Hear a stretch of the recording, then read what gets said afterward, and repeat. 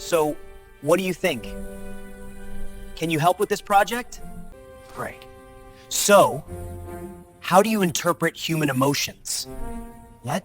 You need to understand this is critical for our project. I comprehend the importance. Please elaborate further. Everyone says AI is replacing people. Writers, Coders. analysts, managers. Correction. Replace unclear thinking. People. Replace themselves. Wow. You didn't even say it. I'm not trained on topology. Decide.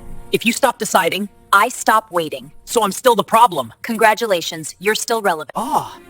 So what should people actually worry about? Not learning. Not asking better questions. And thinking tools will save them. Okay, stop. HR didn't prepare me for this. Final verdict? AI didn't replace you. Now to try it. You just stopped thinking out loud. Good. Then let's think together. Now you're promoted. Question. Are you here to take my job? No, I'm here to take your excuses. That's worse.